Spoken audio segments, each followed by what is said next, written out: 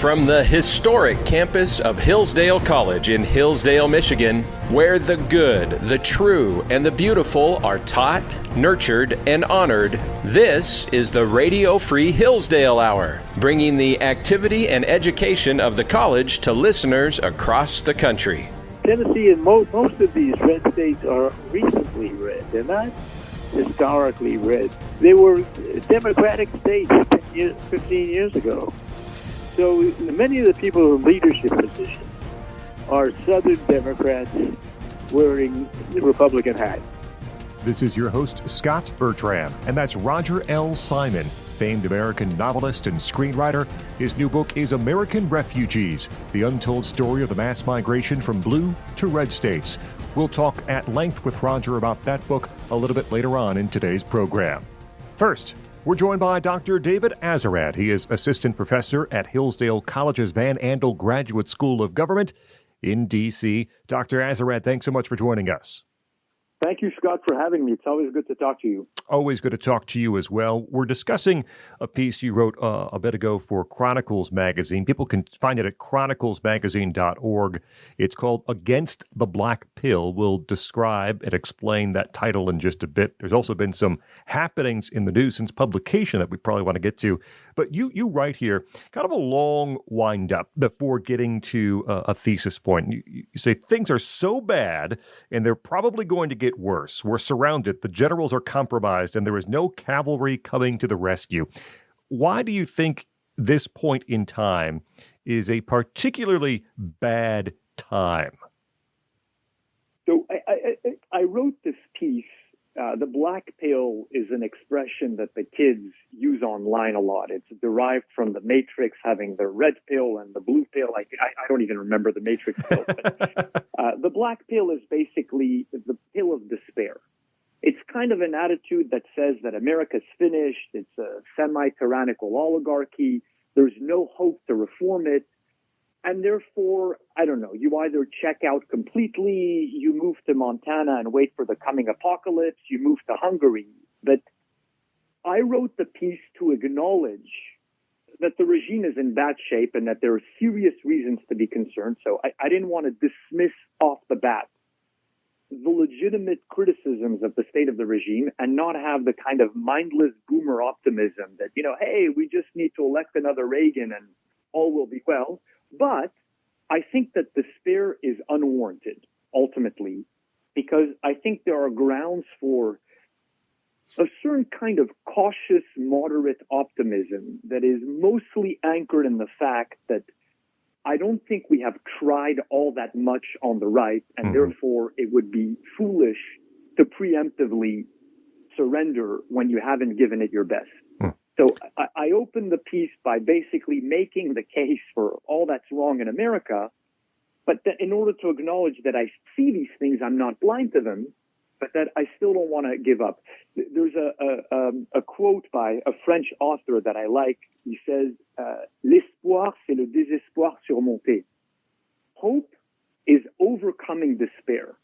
So you kind of need to acknowledge the grounds for despair to show that, to use another expression that the kids like, that you know what time it is. But then I think it's possible to overcome it and to point to things that give, like I said, grounds for a kind of cautious, moderate optimism on behalf of the country. You point out a few things here, David. You say there's still a large base of patriotic citizens, which of course is true. You say, for all the inroads the left has made in our consciousness, it's not fully conquered the public's mind. And you say, we are living in a golden age of dissent, the ability to dissent and perhaps find common minds and common cause with those who do dissent. Are those three big reasons why perhaps there is reason for some optimism? Yeah, so look, in a certain sense, they've won because they control the most powerful institutions in the country. Either they control them fully, like the universities, or their pieties are authoritative and they're not being challenged, as say in the corporate sector. I don't think the corporate America is fully woke, but it plays along. That being said, they haven't fully won insofar as the public is not on board with large parts of the left's woke agenda. The American people still cling to their guns. They still cling to their, to use the Obama line, to their religion. They remain patriotic.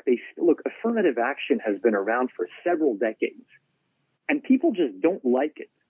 They don't like the idea of discrimination, even if you say, it's to remedy past wrongs. So that shows that there's a base to work with. Now, I think that base could be grown and further radicalized. Like, there are some ideas on the left that I think have conquered the public's mind, like basically second wave feminism, where there's essentially no dissent on the right. But I think that if people started making the argument, you could reopen some issues. And then to the point about dissent you cited, I mean, the internet has been fantastic. And I know, my friends on the right will say the internet of today is not the internet of 2015. It's not as free. There's more delisting, deranking, shadow banning. That being said, it has just completely undermined the ability of the elites to impose a coherent narrative on the country and to stifle dissent. There's just, even with Google doing what Google does, you can still find plenty of dissenting information on, take the George Floyd mania. I just started watching a fantastic documentary on YouTube that just basically demolishes the whole conventional story. It's on YouTube. You can just find it. It was released a month ago. It has 1.5 million views. Think of Twitter, and Twitter is in even better shape now that Musk has taken over.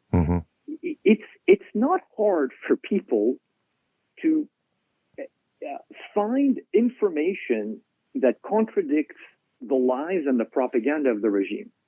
So that is encouraging. I mean, contrast that to people who lived in the Soviet Union.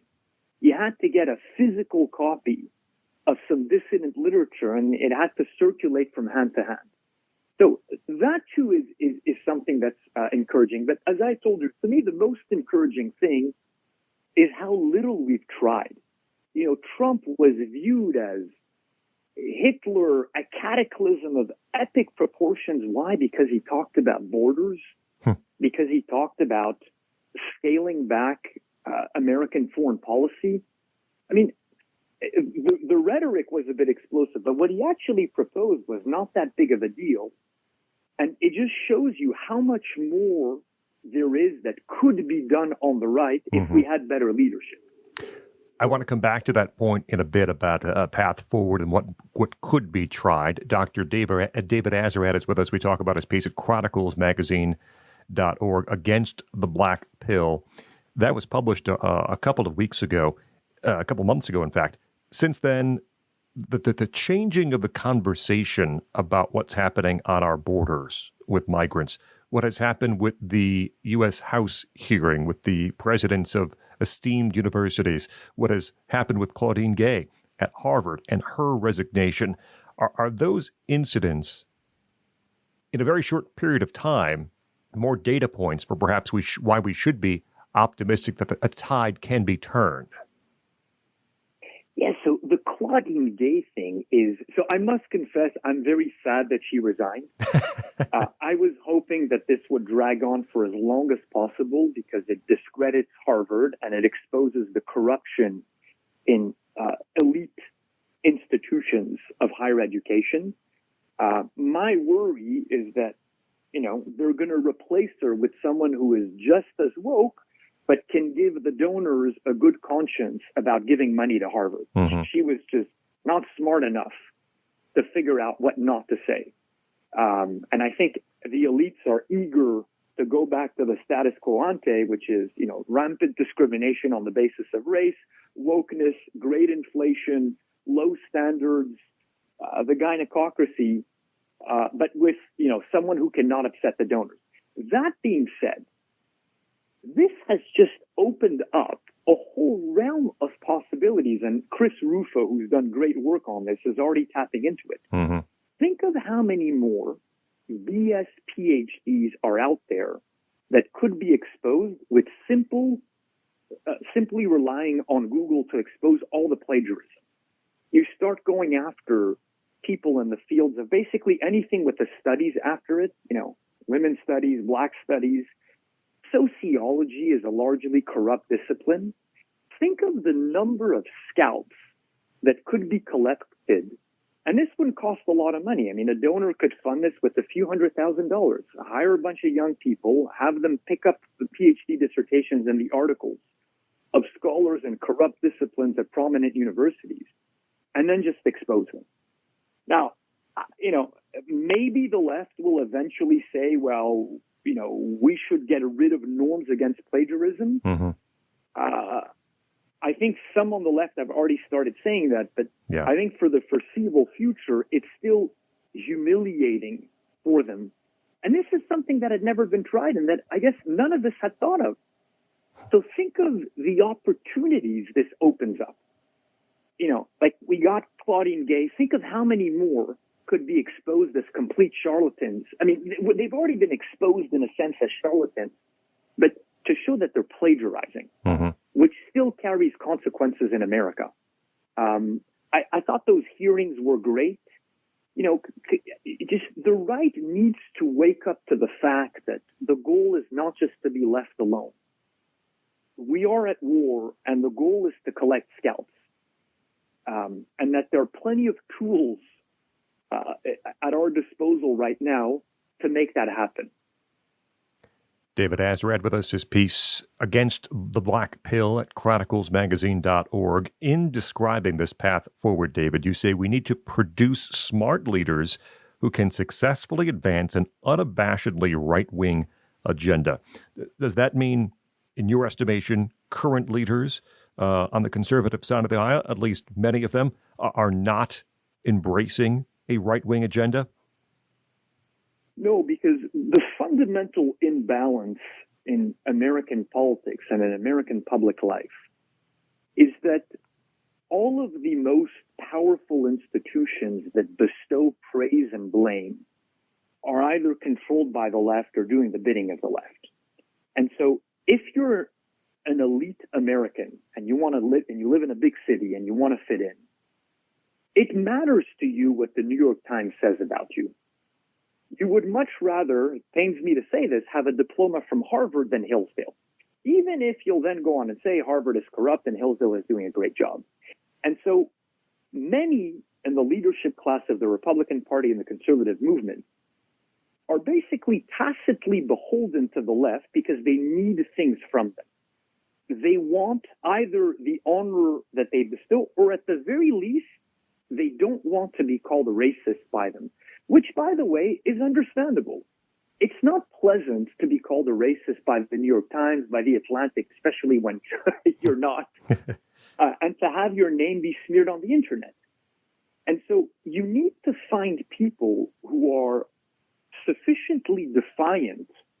You basically need traitors to their class. You need elite Americans who understand how the country functions, can operate in big cities, but are contemptuous of what the New York Times and Harvard thinks. And I think by definition, you're not going to have many such people, but they also need to be smart. It's not enough to be a bomb thrower and to just say complete insanities and to say, I hate the New York Times. You got to be smart about it. And so the bad news is I don't think we're ever going to have a lot of these people. I think the good news is we could have more than we have, and we don't need that many to make a difference. You argue in the piece, David, that conservatives should use political power to reward and honor allies and to defund and humiliate enemies. This can be a somewhat contentious point. Why do you argue that it is important to fight fire with fire, as you say, and to play by their rules? Well, because these are the rules of the game. And so I'm not suggesting that laws be violated. And when I say enemies, I mean political enemies. I'm not suggesting that people go firebomb their houses or harass their families. That's despicable behavior. However, why is it that, I've been in D.C. since 2008, and I've been hearing this talking point that Republicans control, the number varies, but between 20 and 25 states, both houses and the and the governorship. And then you look at these red states, all of them fully fund their public higher education system, and all of these universities suffer from the typical problems of wokeness, bad civics education, hostility, rampant affirmative action and discrimination, you name it, low standards, grade inflation. Why is it that these red state legislatures are not using their power of the purse to selectively defund the universities? It's not illegal. It's not a violation of the rule of law.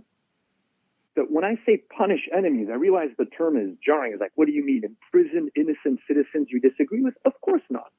I just mean understand that the regime right now channels a lot of money and legal privileges to institutions that are hostile to America.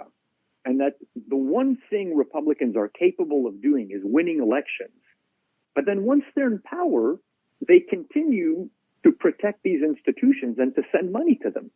And so if you start to think of it as a political war, why would you be funding hostile institutions? This is perfectly compatible with constitutional government. It's not illegal. It's not un-American. If anything, I would argue it's the American thing to do, to defund institutions that are undermining the country. You say any semi-capable Republican elected official who tries to govern in the way that you suggest will have the media hammer his character, the bureaucracy try to subvert the agenda, and left-wing activist groups challenge his policies in the courts. So the challenge to neutralize the media, bureaucracy, and left-wing lawfare. The first one of those points, neutralizing the media, are we closest to perhaps accomplishing that goal, just in that so many Americans now say they have no trust in what the media reports, and perhaps are simply not paying attention to things they say anymore? Yeah, there's progress that has been made there, but to go back to what I was telling you, I still think that people are sensitive to what the New York Times says. Maybe not the average American, but the particular Republican elected official, especially if he's in the sticks. And the New York Times writes a long profile saying this administration is, racist, sexist, homophobic, denying climate change. I mean, it's so boring. It's so predictable. I think many are still sensitive to it because, as I said, they instinctively, however much they may complain about the media and even may specifically say that the New York Times is bad on this, at the end of the day, the New York Times just has clout that, the Daily Wire doesn't. I don't mean to pick on Ben Shapiro. That's why I said I think it can be done in particular cases, but I am not optimistic that we're going to have thousands of really sharp Republicans and conservative leaders be utterly contemptuous of what the media thinks because it still carries weight. Now, that being said, to your point, yes, it is encouraging that more and more people don't trust it. I think the Washington Post has particularly beclowned itself, and the Associated Press too, whereas it seems to me the New York Times has a little bit more respectability, but I don't read I don't follow the press very, very closely, so I'm open to being told I'm wrong. Right near the end of this piece, Against the Black Pill, it might be the last thing you write. Nothing could be more un-American than to give up on America. We've talked a little about some of the optimistic notes that you see and some of this path forward. How do we motivate and inspire those to follow through on these plans? I think part of it is just so this last note was, an appeal to the vigilant and manly spirit of the American people, to quote Publius. To the spiritedness of the American people, that I think that if you show them how weak and pathetic many of the enemies are, and you tell them, you really want to lose your country to some overweight, dumb, mentally unstable student with blue hair at Harvard? You can't crush that? You're not capable of saying we should put in place policies that if you misbehave, you're immediately expelled? You really think this would last? These are not, in a sense, the left is impressive because their ideas have conquered so much real estate in America. But on the other hand, they're pretty cowardly. Think of the enemies that Israel has to deal with right now. Hamas and Iran. These are people who will die for their cause. That's not what we're dealing with today. The BLM riots only happened because the regime encouraged them and basically said, go ahead and riot. We understand that you're angry. Mm-hmm. Had we had in place proper leadership that would have arrested people, used tear gas, I think it would have stopped. So I am encouraged by the fact that we're not dealing with, Hamas or ISIS. We're dealing with large amounts of weak, degenerate lefties. Some of them are quite clever, but if we had the courage to enforce the laws, to uphold standards, to have no tolerance for this madness, I think a lot of it could stop. So, I could understand giving up in the face of an enemy that is so impressive, ruthless, and strong you think we'll never defeat them. But I guess my appeal to my fellow Americans is, you're going to lose your country to the contemporary left? Really? I mean, come on. The odds may be long, the game may be rigged, but we can't give up. I mean, it's too shameful. Dr. David Azerrad is assistant professor at Hillsdale College's Van Andel Graduate School of Government in Washington, D.C. You can read this piece at chroniclesmagazine.org, Against the Black Pill. Dr. Azerrad, thanks so much for joining us here on the Radio Free Hillsdale Hour. Thank you, Scott. Up next, Roger L. Simon, his new book, American Refugees, The Untold Story of the Mass Migration from Blue to Red States. I'm Scot Bertram. This is the Radio Free Hillsdale Hour.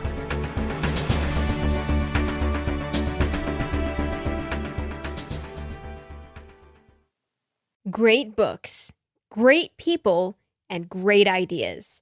Knowledge of these things is critical to becoming a well-educated human being. That's why I'd like to tell you about an easy and enjoyable way for you to listen and learn whenever and wherever you want. And that's through the Hillsdale Dialogues. If you haven't heard about the Dialogues, once a week, Hillsdale College President Larry Arnn joins radio veteran Hugh Hewitt to discuss topics of enduring relevance. From time to time, they also talk about current events, but always with an eye toward more fundamental truths. And they want you to listen in, to join a conversation like no other. The Hillsdale Dialogues are posted every Friday on podcast.hillsdale.edu. That's podcast.hillsdale.edu or wherever you get your audio.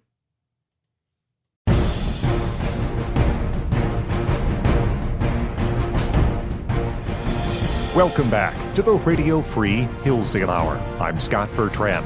Be sure to check out the Hillsdale College Podcast Network. It's at podcast.hillsdale.edu. Find archived episodes of this program, plus many other Hillsdale College audio programs. Podcast.hillsdale.edu. We're joined now by Roger L. Simon. He's the author of 13 different books, the co-founder of PJ Media, currently editor-at-large at Epoch Times as well. His brand new book is American Refugees, The Untold Story of the Mass Exodus from Blue States to Red States. Roger, thanks so much for joining us. My pleasure, sir. There's a lot going on in American Refugees, but it all really begins with your decision and your physical move from California to Tennessee, which occurred back in 2018. What went into your decision to trek most of the way across the country, and why did you choose Tennessee? Well, about a decade of being fed up with California. If my wife and daughter had their way, we'd have left earlier. But I I was sort of, I'm not a stick in the mud, but I had a lot of things I was doing and all of that, and the trailings of my movie career and all of that. There wasn't much of it left because I had become apostate to them. Muslims aren't the only ones with problems with apostates. Liberals are too. So by 2018, and actually it was June 1 that we left the Hollywood Hills for Nashville, Tennessee. You weren't there alone, meaning there were many other newcomers who joined you in Tennessee. Were there any patterns? Who were these newcomers who were with you in Tennessee from elsewhere in the country? Well, that's a question I delve into quite a bit in the book, as you know, and it was an interesting question because the Tennesseans these are generalizations here because there are exceptions to everything, but the Tennesseans largely thought we were just a bunch of cheapskates who were trying to escape paying taxes in California and New York. Uh-huh. Now, there was a bit of truth in that because who wants to pay taxes? On the other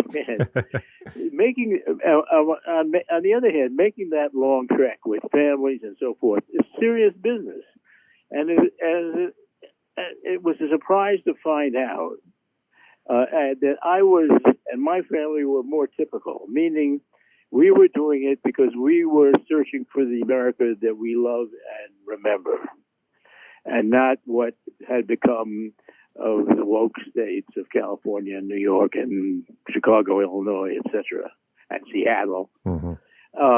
We were looking for that life, that, something, not a Norman Rockwell painting, but something that was adhered to the U.S. Constitution and those kind of and the American dream. We didn't find that perfectly, mm-hmm. but it was certainly better. You write about the new arrivals in Tennessee and what you called their naive, patriotic, constitutional hopes and dreams, and the task to accustom themselves to disappointment with their new environment, meaning even the conservatives in Tennessee, or some of the conservatives in Tennessee, weren't what they pictured they would be. Tell me more about that. Well, yeah, we were. When I say naive, I mean myself too, and I don't consider myself generally a naive person. Mm-hmm. But I was naive, and many of them were naive because we thought this was going to be some kind of a nirvana, but it wasn't really. But it couldn't really be. But what we discovered, and what I think is one way of getting a handle on it, is that Tennessee and most of these red states are recently red. They're not historically red that way. They're not. They were democratic states 15 years ago. So many of the people in leadership positions are Southern Democrats wearing Republican hats. Mm-hmm. And not all. I mean, for example, in Tennessee, we have pretty decent senators, but Blackburn and Hagerty are, by and large, people that you can respect. But there are quite a number of state officials that you don't feel that way about. The other thing is that we didn't realize, many of us, the extent that the cities themselves are deeply blue. Mm-hmm. I had assumed that Nashville, because it's the home of country music and all of that, would be, probably purple. Mm-hmm. It's blue, and very blue. And as you get out to the outskirts, it's almost you could graph it on a paper. The further away from the heart of the city you get, the more red it becomes. But even there are complications in that I could get into, but you can also read the book and get it. Yeah. Because it's very interesting demographically. Mm-hmm. But that's what we discovered, and it was a bit of a shock to see that the Metro Council of Nashville was sort of like it was a woke Politburo, really. Talking with Roger L. Simon. His new book is American Refugees, The Untold Story of the Mass Exodus from Blue States to Red States. As I mentioned to you before we started, there's a very conversational tone to the writing in American Refugees, and it's a very nice read. And there are these different lines that follow through. One of these lines is description of both your involvement and also the evolution of this race for Congress in Tennessee's 5th congressional district.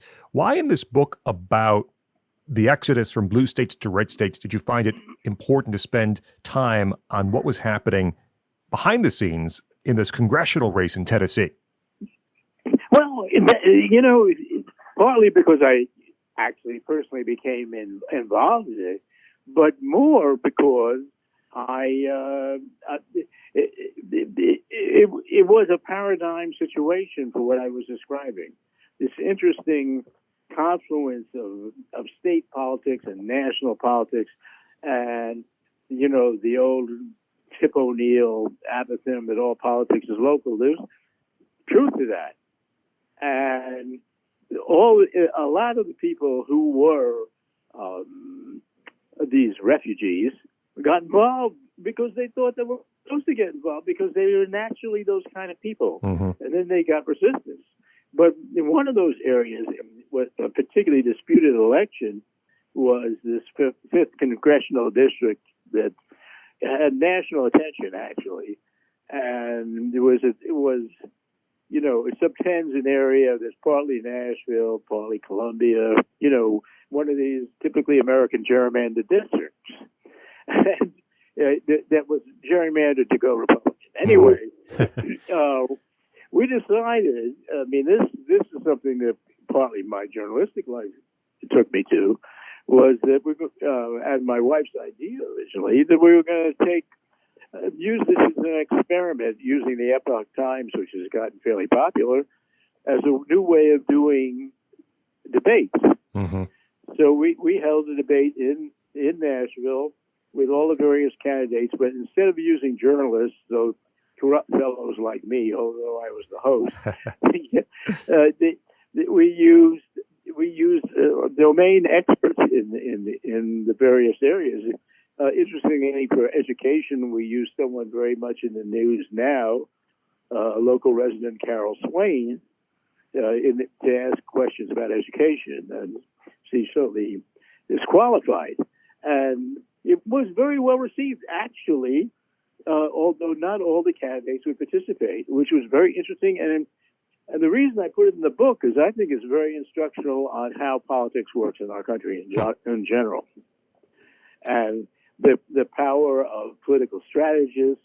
I mean, the woman who was favored to win that race had lost it, and who was once the first female Speaker of the House, or Speaker of the Senate Speaker in Tennessee, was advised by a fancy political firm in Washington, don't participate in this, it will just lower your status. And she lost. That's Roger L. Simon. His new book is American Refugees. We'll talk more in just a moment. But first, you might know about Imprimis. Perhaps you've heard of it. Maybe you've seen a copy of it on a friend's coffee table when you've been there for a visit. But did you know you, too, can get a copy of Imprimis free? It won't cost you anything. Imprimis looks at the issues of the day from a constitutional perspective, reminding citizens always of our great heritage of liberty. For more than 50 years, Imprimis has been Hillsdale's digest of liberty. It's featured speeches from the smartest conservative thinkers and writers at Hillsdale events. These days, Hillsdale publishes people like Molly Hemingway, Andy Puzder, and Chris Rufo. More than 6.4 million American households and businesses receive Imprimis for free, and I urge you to sign up for it today at no charge. To get your free lifetime subscription to Imprimis, go to hillsdale.edu/lifetime right now. That's hillsdale.edu/lifetime and claim your free lifetime subscription to Imprimis, Hillsdale's digest of liberty. We continue on the Radio Free Hillsdale Hour with Roger L. Simon. His new book is American Refugees. Roger, you say part of this is meant to be a bit of a guidebook for people who are considering making that move from blue states to red states. And we get a lot about Tennessee in the book. That's where you ended up. But you also tell us a bit about states you considered, states you scouted. Hey, what's the problem with Georgia? You know, I think the problem of Georgia is the C word, corruption. And it's not, you know, there's great things about Georgia. There are great people in Georgia. But Atlanta has turned into Los Angeles without the entertainment. So it's just like, it's got the traffic, but not the entertainment. And then, of course, Savannah is a fun place, but it's mostly where people go to get drunk and look at the old, and look at the old architecture, which is great, but, you know, not exactly the future. And then, but the structure of the politics of the state is extremely corrupt, and you just smell it. You know, recently more stuff has come out, and there were things that I had to take out of the book for legal reasons that were involved with that, and they were absolutely true. So I don't do that. I don't write things that I don't think are true because it catches up with you. Sure. Anyway, so that, you know, I wouldn't move to Georgia. South Carolina, Tennessee, Florida, obviously, sure. What the book does not cover is the northwestern states, which probably are interesting if you can stand the weather. I mean, yes, I realized that I was partly writing a guidebook in an experiential way. Also, what I realized, I was talking a lot to friends back in New York and Los Angeles and places like that. While I was writing it, they were asking, what's it like in Franklin? What's it like? You know, they were asking all these questions as if they wanted to move. And I started to realize that there's a type of human personality. This is not a negative, it's just an observation. That will never move, but will flirt with it. And then there are people who move. And that also told me something about the birth of our country. Because I was hearing the American refugees. Well, this is what's going on now is this big refugee movement within our country. I mean, it hasn't stopped, and it's growing.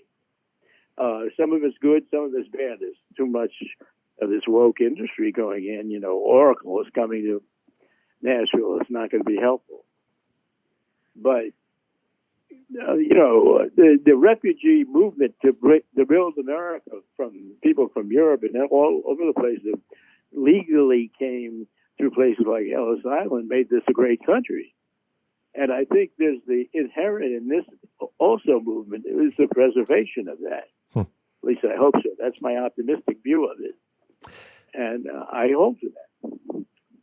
Talking with Roger L. Simon. His new book is American Refugees. When you became ingrained into part of the Tennessee lifestyle, you were also then familiar with politicians, the business community. You say something that most of the politicians, most of the business community on the right are immune to solutions. Does that mean that you think perhaps it's better for them for some reason to complain than actually find a way to fix the problem? Yes.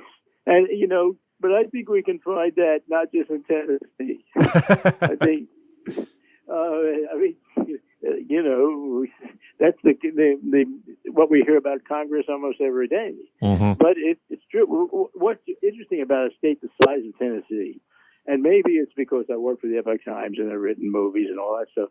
So I got to meet people pretty quickly. But you can meet people quickly in a place like this. You can live your whole life in New York or California and meet no one because it's just, or just a circle of friends because the place is so gigantic. Here you actually then can see how things work. And sometimes it's a positive, but largely it's a positive because, you know, you can do it. Roger, you talk late in the book. You have a health scare involving, well, people can read about it, but you come to the conclusion after going through and meeting with doctors that we can no longer be passive recipients with our health care. We have to be proactive if we want ourselves and our loved ones to survive. What does that mean? What problems did you discover, and why do we have to be more proactive about that sort of thing? Oh, it's tough. But we do, because I'm come from a medical family. My father was a doctor, so I always assume doctors always know, blah, blah. It was ingrained in me, but they don't. And we're living in a time where, I think we've seen through COVID that the business interests behind big pharma and all that are so powerful that they overwhelm the doctor's judgment. And that leaves us, the John Q. citizen who's got a headache or a lot worse, on his own to a great extent. I mean, we're constantly, and we're in an era where that's changing. We can see that all over Tennessee with fundamental medicine going on and all that stuff. I am a patient of Vanderbilt Hospital, which is with Duke, the big hospital of the South. And what you pay for in that is all the fancy machinery if something bad like a cancer happens to you. But you're also kind of like the slave of that. And to know when they're giving you the right advice is very difficult. And what I learned from my experience that I wrote about in the book is that you better get a second opinion or a third or a fourth, no matter what it is and no matter how much you respect your doctor. I want to finish the conversation by asking this. We hear often about people who move from blue cities or blue states to red areas and then try to bring perhaps those same politics that brought down that area to their new location.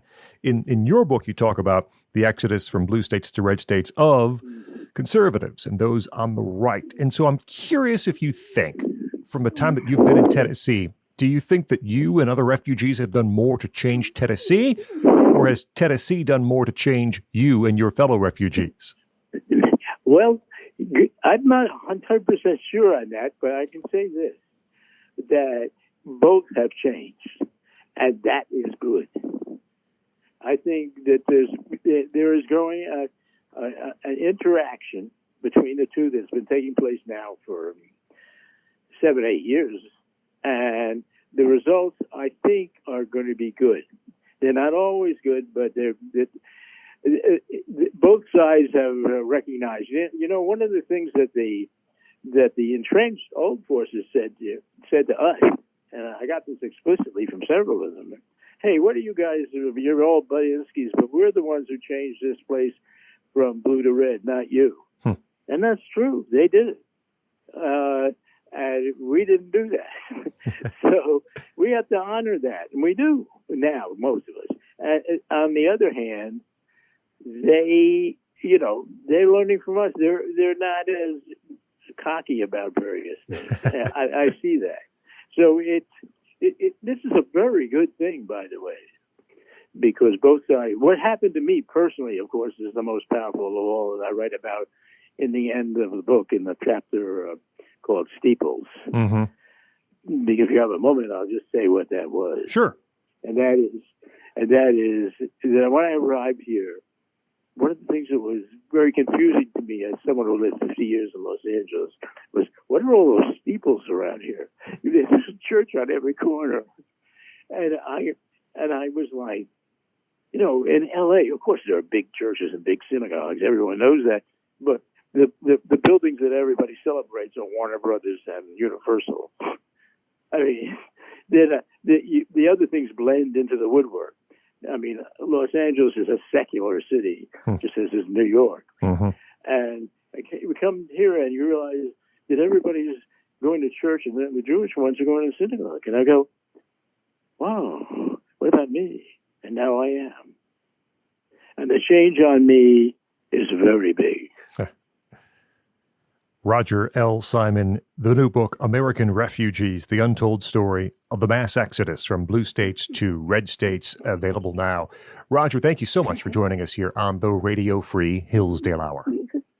Oh, thank you, Scott. That will wrap up this edition of the Radio Free Hillsdale Hour. Our thanks to Dr. David Azerrad from Hillsdale in D.C. and Roger Simon. His new book is American Refugees. The Radio Free Hillsdale Hour is recorded at the studios of WRFH, the student-run radio station at Hillsdale College. Remember, you can hear new episodes every week on this station. You also can find extended versions of some of our interviews or listen anytime to the podcast. Find it at podcast.hillsdale.edu or wherever you get your audio. The assistant producer of the program is Sam Lair. Until next week, I'm Scot Bertram, and this has been the Radio Free Hillsdale Hour.